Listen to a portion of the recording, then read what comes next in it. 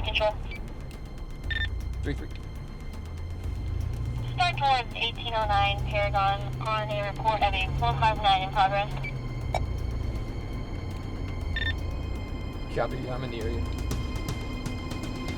33 with an update on your 459 call. IP reports an aesthetic male, 5'9", 190, white wife beater, blue jeans, broke out a window. Is now carrying an item from the location heading south through the alley located to the east of the location. 3-3, I copy, I'm going 97. It was about 3 in the morning, maybe 4 in the morning. I received a call of a suspicious male, and I had been dispatched. I wasn't even the closest guy. Someone else was tied up on a different call, and I was a little bit extended. It took me about 7 minutes to get there. Control 70, I'm in the area as well. Pass me this call. Copy 70 and Adam 4, now on 459 call, 333. All right, so we're in the area of a report of a burglary.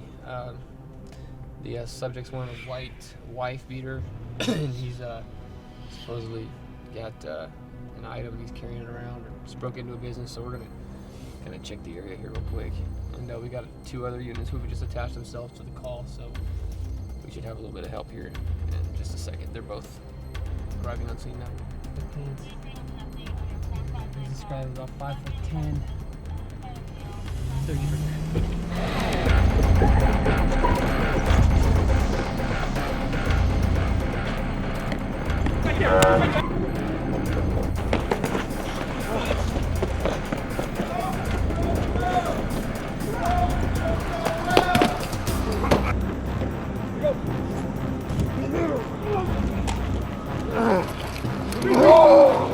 Right in the alley, just west.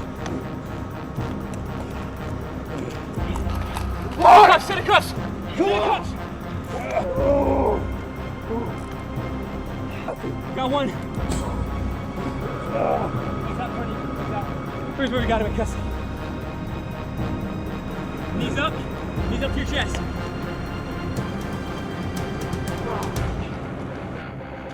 What did I do? Huh? We got him in custody. I got nobody in custody. What did I do? Tell me. What did I do? Oh. All right. What did I do? Come on. What did I do, huh? Good job, team. I believe I wound up with about 8 cars there within about 12 minutes. Got the guy in custody, took him to jail.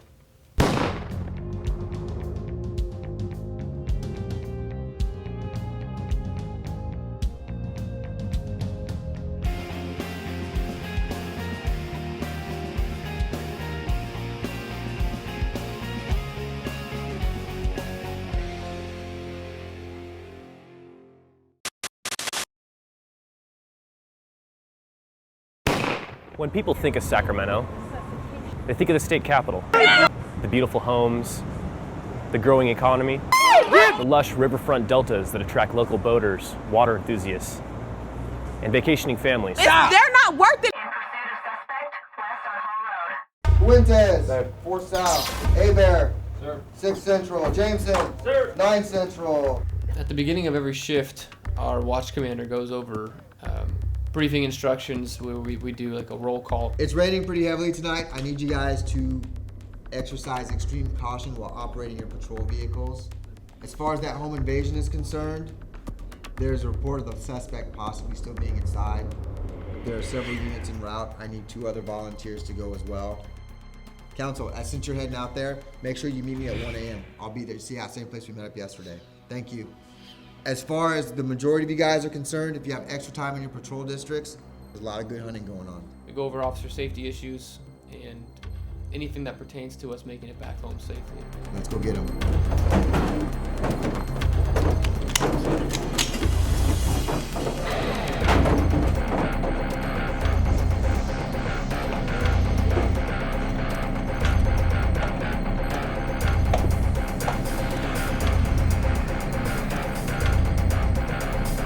I had a good board in here.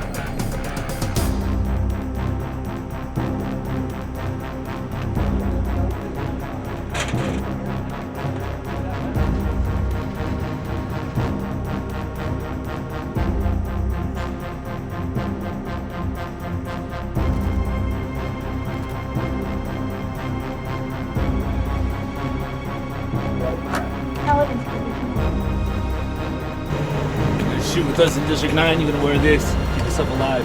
Let's go.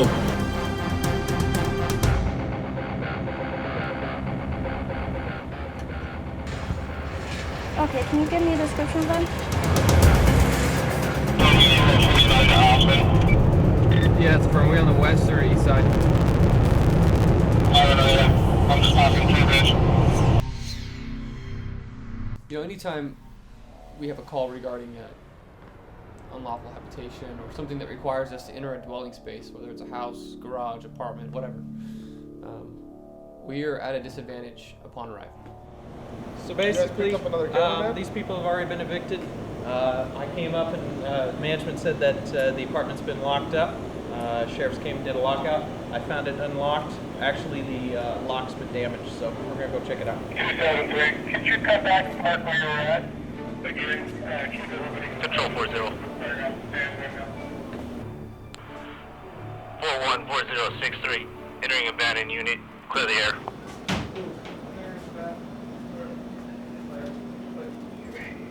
We don't know what's inside. We don't know what's not inside. And whoever's inside, if somebody is, they can see us. Yeah, you can.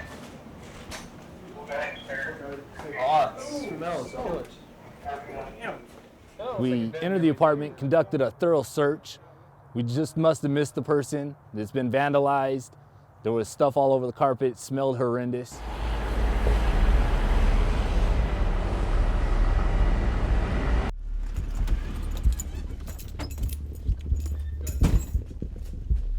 I went to back Officer Counsel up on a domestic violence call one night. When I had arrived, I had found that Casey pretty much had it under control. But he's standing in there cussing up a storm, and like I said, my husband can't take it.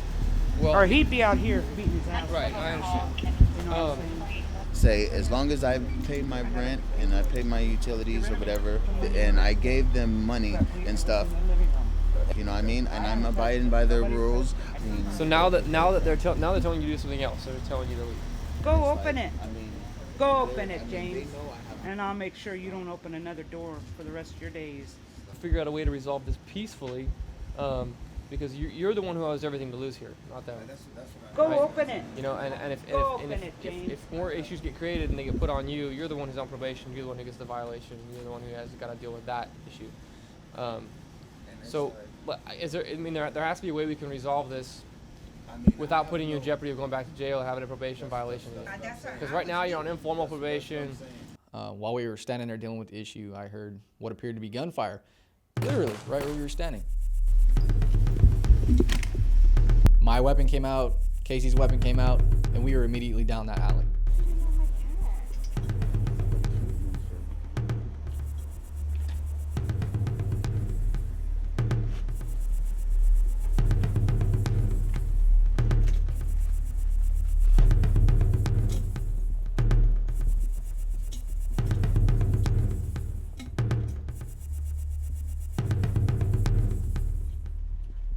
Domestic violence is a volatile issue. When dealing with this issue, you really have to watch your back.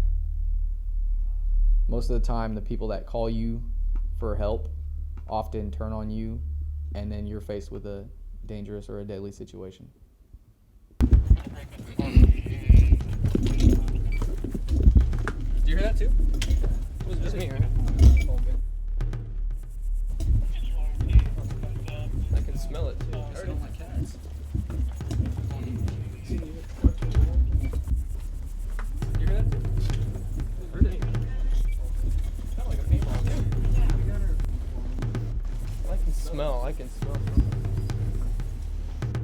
My father actually separated. My dad was, my biological father was married to my mom for 22 years, and it was an ongoing domestic violence issue. My mom was afraid of him, and after 22 years, she finally let it go. And he used to beat my mom mentally as well as physically. Why don't you talk to your dad? And what did you tell Sammy? You sat there like a statue and wouldn't even answer Sammy. Yes, you did. All right, guys, we're just going round and around right now, Yeah. and we're not getting anywhere. Being able to So, stay home. what we need to do is we need to come to a conclusion.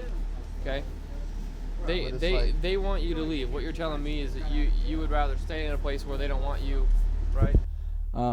what originally inspired me to become a law enforcement officer is I wanted to deal with domestic violence because I was so tired of seeing it as a kid.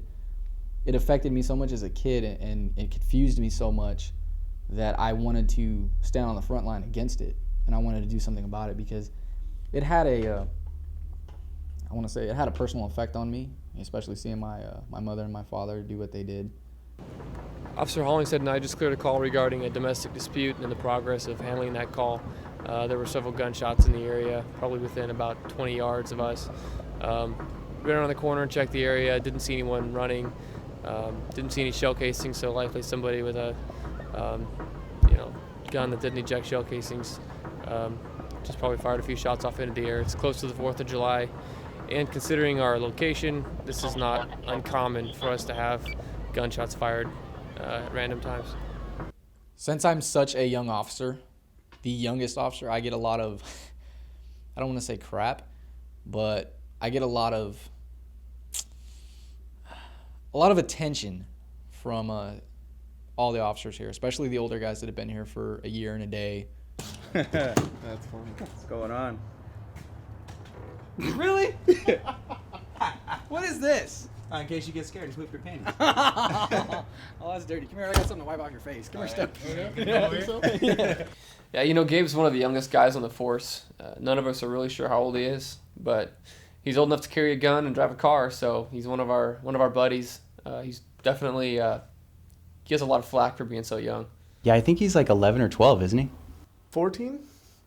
Since I'm so young and they're so old, they're that much closer to death than I am. So in my mind, good luck with middle age. I'll tell you this though, if there was a situation that was crazy or a battle that was to be fought, Officer Hollingshead is a guy that I would want next to me for sure.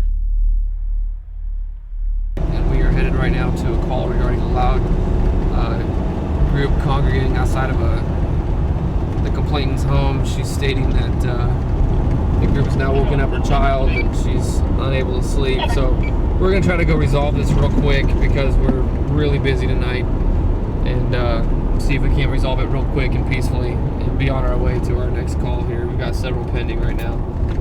It's hard to get a word in edgewise on the radio because it's just absolutely blowing up. So we're going to go resolve this issue and get done with it as quickly as possible.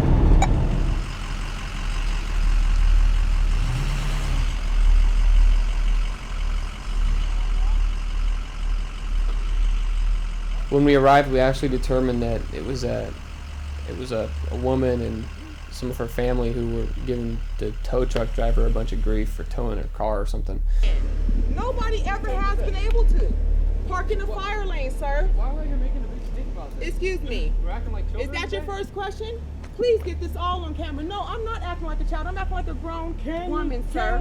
And what's your name? It's 2 in the morning. I understand that. And people are waking up I because you're out here understand that. screaming. No, You're people not are acting like waking up because I'm upset and I'm up here at 3 o'clock. No, Mama, wait. Because I know how to speak to these people. I know how to. No. That's not even the issue. They're trying to sit. They're sitting around here at 2 o'clock in the morning. What's your name, sir? You are letting him bother you to that No. Because they towed my car 2 times. It's not about letting. Mom, back up, please, from this man. Please back up from him. Thank you. Thank you. You talked to me like one, sir. You walked up to me asking me if I was ready to let these. Specific communities requested that nobody parks within their boundaries without proper permits. But at 2 o'clock in the morning, we can sit out on our steps, so that's what we were doing. And I seen him, so you're parked in the red, sir. May you be told, since you want to run around here and tow everybody else's car, you are not above the law. They wanted to fight the tow truck driver. They wanted to fight us. That is the truth, and that is what happened right now. Hey, real quick.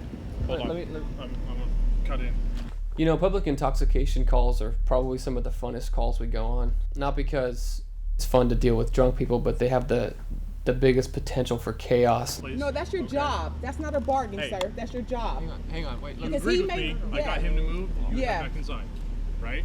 No, I'm gonna go back to my steps like I was before he parked here illegally. Come on in. Let's go. Deuces. It's really fun to deal with people like that because you never know what they're gonna dish out at you, so you always got to be on your toes. Okay, you're being stupid. Don't be ignorant. Don't be ignorant. It is.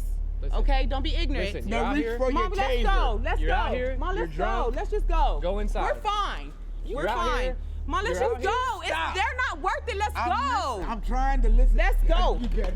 There was a point where one of the individuals decided to touch me, put their hands on me, and try to forcibly move my position with their hands. And anytime that happens, that puts us in a very dangerous situation. Your mom, don't. You want to put your hands on me? No, back up. Mom, You want to put your hands on us, dear? You might be 60, but I'll put you in handcuffs. No, okay, come on. You Leave her put alone. on me. This lady put her hands on me, and she was older, so it wasn't really older, meaning she was over 60 probably, and so there was no reason for me to actually do any sort of massive use of force to resolve the crisis. But I definitely let her know verbally that she was not allowed to put her hands on me. Shit, make sure you show it all though. When you get to showing something. Surprisingly, I have been called every name in the book by female suspects. They escalate the situation far faster than a male can. They don't want to comply with you. When you get to showing something, show it all, please. Will you please Sir, move along? what's your name? Let's go. What's your name, cameraman? Ultimately, we go to these situations where people are drunk and where they may normally be a perfectly good person, a perfectly good citizen, and maybe even the cookie cutter citizen, but they get some alcohol in their system and they just flip. So while patrolling in our beat, I noticed this gate here is actually broken open. We want to check the interior of the property line just to make sure that we don't have any illegal campers. This is a well-known area for trespassing, transient activity, loitering for the night, just trying to find a nice quiet place to take a nap. But they're not supposed to be here, so I'm gonna take a look inside, make sure nobody's here. Kick them out if they are. Since right behind us is one of the highest traffic zones for transient activity. So looks like they've stolen the lock to give them a better means of access to cut through this property here and probably use it for camping. We're gonna have to make sure that gets fixed here in the next 24 hours. Usually what you have stuffed in here is pretty much anything that somebody could see of value. Various things. This is this looks like pieces to a telescope, probably a kid's kit, various boards, something that they can build up walls around them, stuff to help them cover from the weather if it's raining, just tarps, anything they can get their hands on. Wait, where's the Valero? It's gonna be just up there a little bit. Yeah, it might have been just up there a little bit. Okay. But yeah, he was booking it that way. Did you just come from a Halloween party? No, I panhandle. Yeah. So I do funny things like, look, I'll give you one of them because you're being nice to me. I can tell you where you got your shoes, what state you're born in, how many kids your daddy had, how many letters you have in your last name, and within 3 days I can tell you what day you're born on. Okay, you got your shoes on your feet, you're born in the state of infancy, your daddy didn't have any kids, your mother did, he doesn't have a junk for it. There are 12 letters in your last name, Y-O-U-R-L-A-S-T in Miami. Within 3 days, the day you're born on, how many days are in a week? On my time off, I like to go to the gym, pump some iron, usually there for about 2 hours a day. It's pretty exciting. In the wintertime, I snowboard pretty much all season long, although year-round, I love working on motorcycles. Oh yeah, it's a pretty good time. Speaking of motorcycles, I actually built my last one. It took me about 3 months. I have this hella cool little brother. We hang out all the time, and we go to the gym together, pump some iron. Oh, he doesn't pump much. Yeah, no, I'm just working on the motorcycle right now. Well, the carburetors, one of them is shooting funny, so it seems to not be sunk up with the other ones. Yeah, no, it's causing some sputtering at about 9,000 RPMs. No, I know, it's totally sucking for the wheelies. Yeah, so you coming over today, right? No? I have this amazingly beautiful girlfriend. Her name's Nicole. We've been together for about 4 years now. She's so wonderful to me. I'm actually thinking about proposing to her here in the near future.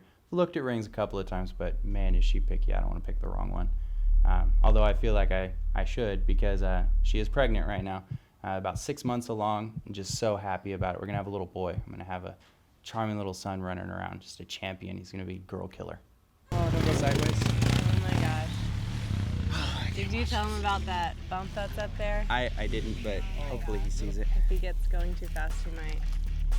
No, I know what'll happen if he gets going too fast. I've hit it. Oh, my gosh. Oh boy. The neighbors are gonna hate us. Oh wait, what neighbors? Flies.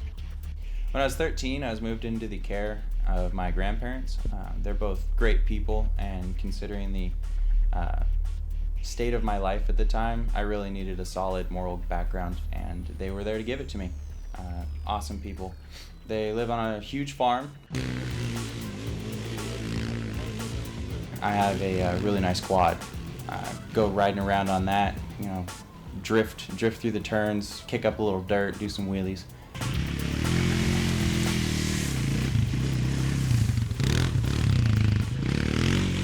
I try and stay in the house, away from all of the madness. I know the boys will come out here and do their thing, but I don't like to watch it because it does make me nervous. My grandparents let me know that it's dinner time is with the dinner bell. When you hear that ring, it's time to go eat.